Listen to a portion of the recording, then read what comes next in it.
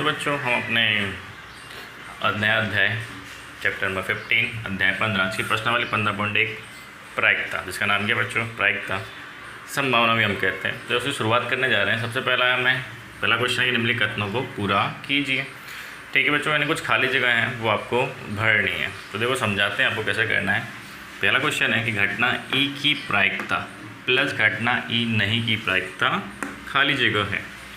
ठीक है, घटना ई की प्रायिकता और घटना ई नहीं यानी इसकी पूरक प्रायिकता कहलाती है बच्चों। ठीक है ना, ई नहीं यानी इसकी पूरक घटना। तो ई और इसकी पूरक घटना, इन दोनों का मान यानी कि बीच में जो प्लस, इन दोनों का मान कितना होता है बच्चों? 1 होता है। तो ऐसा हम कह सकते हैं कि घटना ई की प्रायिकता और घटना ई नहीं जिसे हम लोग कैसे दर्शाते हैं? तो डैश करके दर्शाते हैं हम लोग। ठीक है, इन दोनों का प्लस यानी इन दोनों का प्रायिकता का मान कितना होता है बच्चों?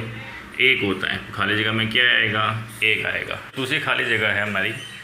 दूसरी खाली जगह क्या कहती है बच्चों आपसे कि उस घटना की प्रायिकता जो घटित नहीं हो सकती उसका मान बताना है और उसे क्या कहते हैं, यानी वो क्या कहलाती है वो हमें बताना बच्चों। ठीक है, तो वो घटना जो घटित हो ही नहीं सकती तो उसका मान बच्चों कुछ नहीं होता, और कुछ नहीं होता तो मतलब क्या होता है? 0। जैसे आपको एग्जाम्पल देते हैं। ठीक है, एक पासे में 1 से 6 अंक होते हैं। ठीक है बच्चों, एक पासे में 1 से कितने अंक होते हैं? 6 अंक होते हैं। ठीक है, अब मैं आपको ऐसा कहूँ कि एक पासे पर 7 अंक आना जो आ ही नहीं सकता, क्योंकि पासे में 1 से 6 अंक ही होते हैं, तो ये घटना पॉसिबल ही नहीं है, यानी इम्पॉसिबल है। ठीक है, तो ऐसी घटना का मान क्या होता है बच्चों? 0 कहलाता है। और जब पासे पर अंक आ ही नहीं सकते तो घटना क्या कहलाती है? असंभव कहलाती है। ठीक है बच्चों, क्या कहलाती है? असंभव। हमारी क्या है? तो बच्चों हमें ये बताना है कि उस घटना की प्रायिकता जिसका घटित होना निश्चित है उसका मान क्या होता है और वो क्या कहलाती है?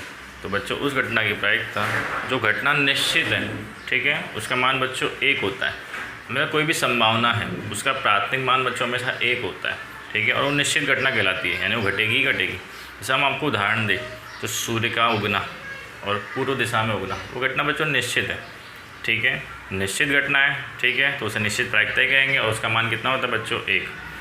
याद रखने का बच्चों, कोई भी संभावना का प्राथमिक मान हमेशा 1 होता है, यानी प्राथमिक जो घटनाएं होती हैं प्रायिकता की, उस पूरी घटनाओं का मान हमेशा 1 होता है।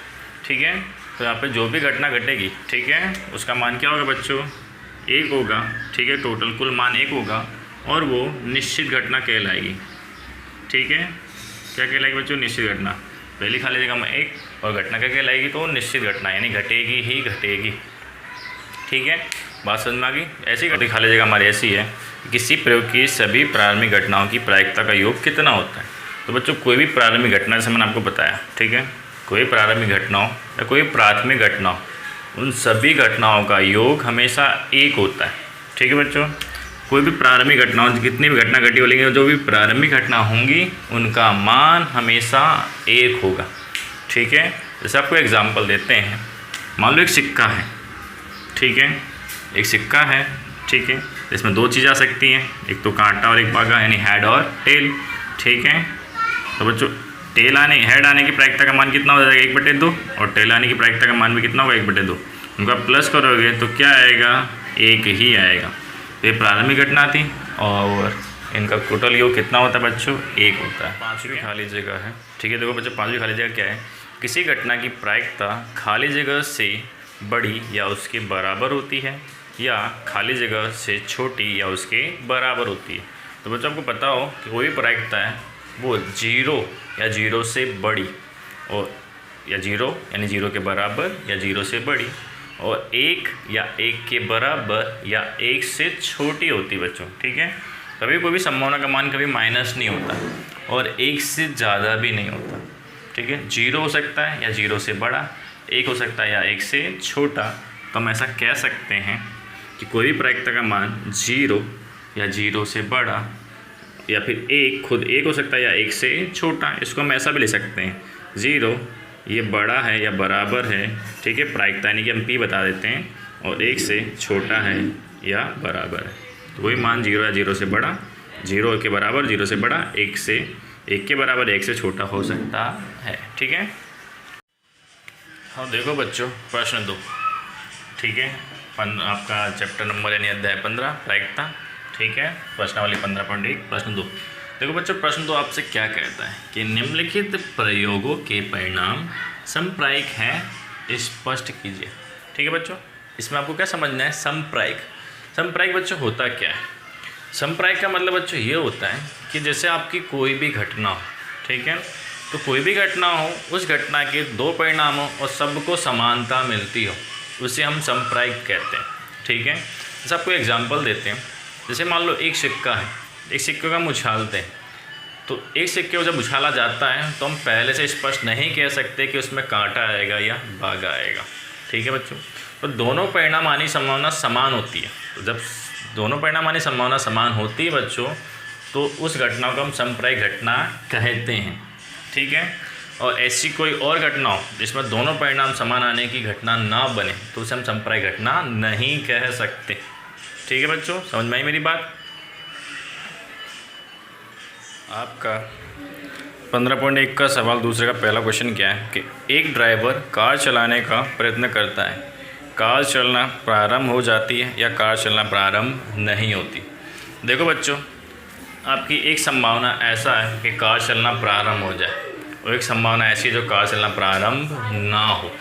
ठीक है, हमें याद करना है यहाँ पे समप्रायिक संभावना।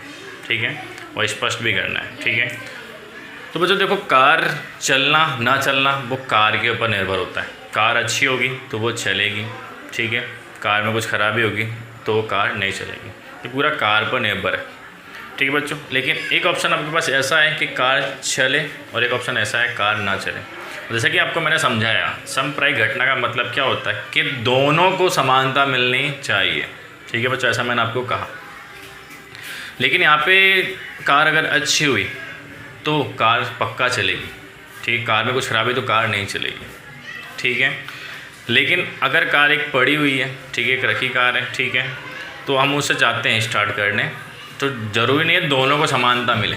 कार, जैसे हम एक उदाहरण लेते हैं कि हम कार को 10 बार स्टार्ट करेंगे या 10 बार चालू करेंगे, तो बच्चों कार अच्छी हुई तो 10 बार चालू होगी।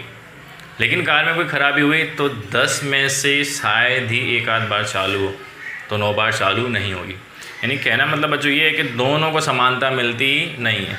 जब बच्चों दोनों को समानता नहीं मिलती है, ठीक है, जब दोनों को समानता न मिले तो समप्रायिक घटना नहीं है। या समप्रायिक, दोनों को समानता मिलनी चाहिए, दोनों ही आने की संभावना 50-50% होनी चाहिए, जैसा मैंने आपको बताया था।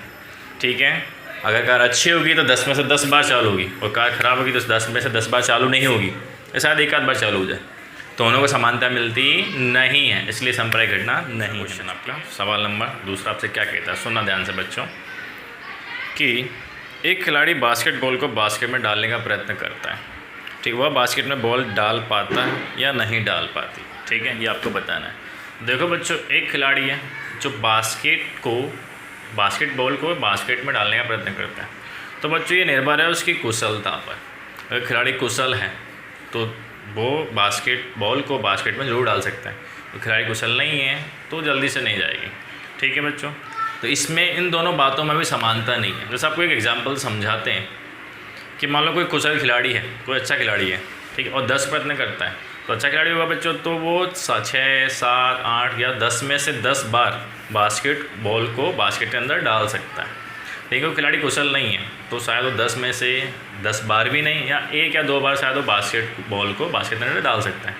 लेकिन यहाँ पे बच्चों दोनों बातों को समानता नहीं मिलती, और दोनों बातों को समानता नहीं मिलती तो इसके परिणाम क्या होंगे कि ये भी समप्रायिक नहीं है बच्चों। ठीक है, हाँ, तो बच्चों आपका तीसरा प्रश्न, क्वेश्चन नंबर तीसरा, कि एक सत्य असत्य प्रश्न का अनुमान लगाया जाता है, उत्तर सही है या गलत होगा। तो यहाँ पे देखो बच्चों, जब हम कोई प्रश्न का उत्तर, ठीक है ना, एक अनुमान लगाने पर देते हैं, क्या दूसरे का छोटा सा, जब बच्चों एक बच्चे का जन्म होता है तो वह एक लड़की है या वो एक लड़का। ठीक है, तो यहाँ पे बच्चों जब एक कोई बच्चा पैदा होता है, यानी इसका जन्म होने वाला होता है बच्चों, तो हम ऐसा अनुमान या ऐसा सही से नहीं बोल सकते कि वो लड़का होगा या लड़की ही होगी, ऐसा हम दावे से कह नहीं सकते। ठीक है बच्चों, तो ये लड़का लड़की होना, इन दोनों को आधे चांस मिलते हैं, दोनों को 50-50% कह सकते हैं। जब दोनों को समानता मिलती है बच्चों तो वो कहलाता है समप्रायिक, यानी इसके परिणाम क्या होंगे, समप्रायिक होंगे। क्योंकि हम लोग जब अनुमान लगाते हैं तो दोनों को आधा आधा देते हैं, लड़का भी हो सकता है और लड़की भी हो सकती है। और जब बच्चों दोनों को चांस मिलता है, यानी हम दोनों को आधा आधा देते हैं, तो वो संप्रायिक होता है। आप दोनों को ही आधा आधा बोलते हो, ठीक है। ऐसा भी हो सकता है या ऐसा भी हो सकता है, दोनों के 50-50 चांस होते हैं, ठीक है। और जब दोनों के चांस हो सकते हैं तो वो संप्रायिक है, ठीक है बच्चों।